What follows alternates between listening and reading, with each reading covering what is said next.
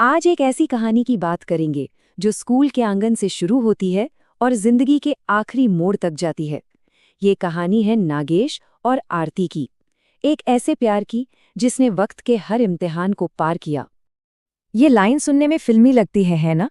पर ये सिर्फ एक लाइन नहीं है, ये नागेश और आरती की जिंदगी का सच है। एक ऐसा सच जो हमें ये बताता है कि कुछ रिश्ते वाकई वक्त और दूरी के मोहताज नहीं होते। आइए देखते हैं कैसे।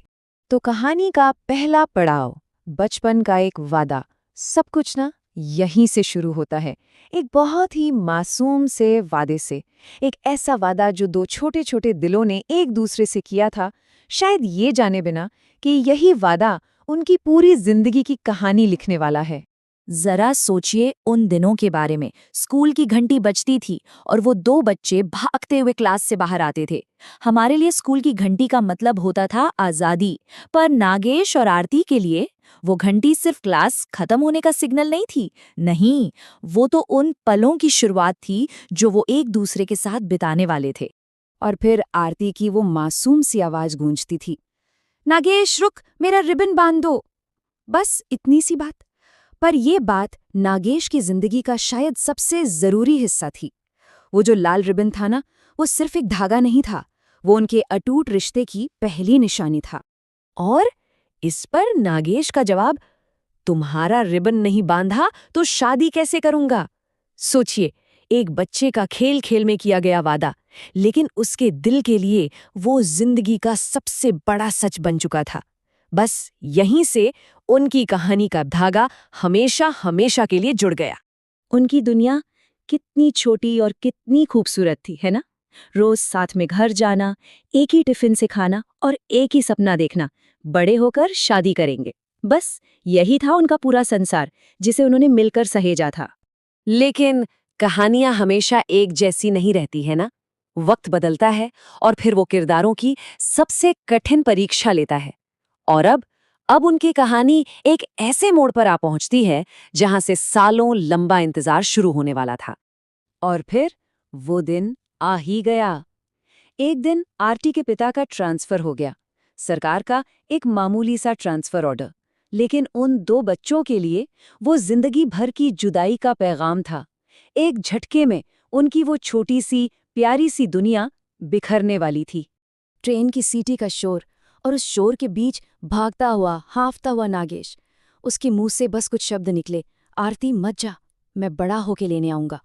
ये सिर्फ शब्द नहीं थे, ये एक ऐलान था, एक बच्चे का अटूट विश्वास कि वो वक्त को, दूरी को, सबको हराकर अपना वादा पूरा करेगा।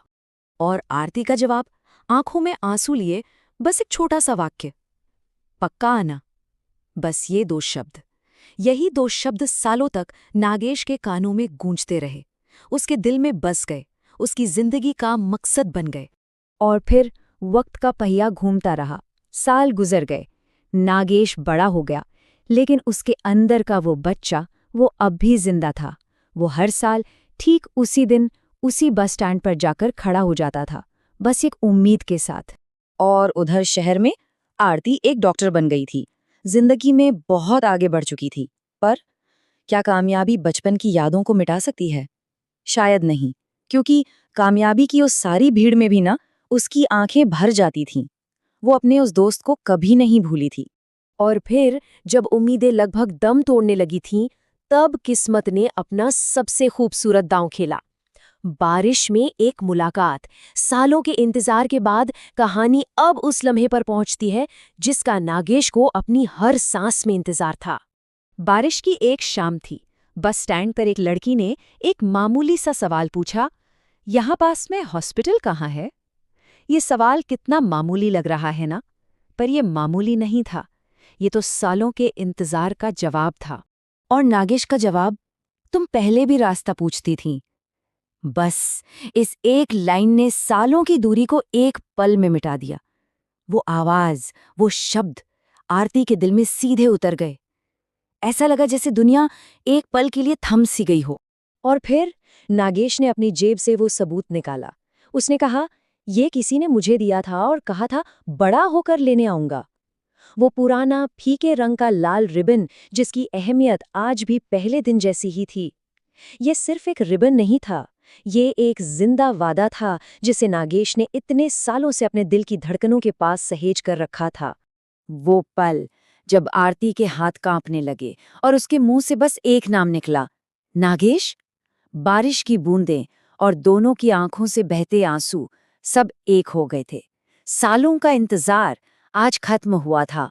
वो मिल गए थे। मुलाकात तो हो गई, लेकिन हर कहानी का अंत वैसा नहीं होता जैसा हम सोचते हैं। किस्मत ने उन्हें मिलाया जरूर, पर अपने साथ एक बहुत कड़वा सच भी लेकर आई थी, आखिरी सांस का सच। मुझे कैंसर है, मेरे पास ज्यादा वक्त नहीं। ये शब्द आरती के थे, और इन शब्दों ने नागेश के सालों के इंतजार को एक पल में जैसे बेमानी सा कर दिया। जिस मुलाकात के लिए उसने अपनी पूरी जिंदगी इंतजार किया, वो उनकी आखिरी मुलाकातों में से एक होने वाली थी। अगली दिन नागेश उसे उसी स्कूल ले गया जहां से सब कुछ शुरू हुआ था। उसी स्कूल, उसी बेंच पर जहां कभी उन्होंने अपने सपने बुनने शुरू किए थे, आज वो अपनी यादों को समेटने आए थे। और वहां आरती ने पूछा, अगले जन्म में फिर मिलेंगे? लेकिन नागेश का वादा देखिए, उसने कहा, नहीं, हर जन्म में मिलेंगे। ये प्यार की वो हद है जहां मौत भी बेबस नजर आती है।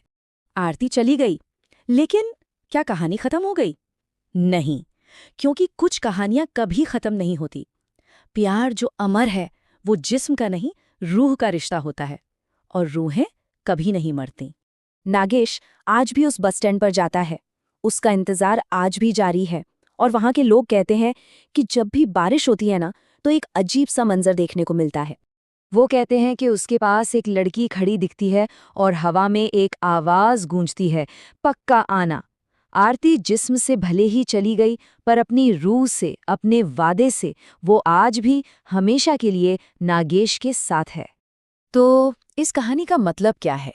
सच्चा प्यार कभी लेट नहीं होता, बस कभी कभी आखिरी सांस तक इंतजार कराता है। शायद यही कि सच्चा प्यार कभी देर से नहीं आता, वो हमेशा सही वक्त पर ही मिलता है।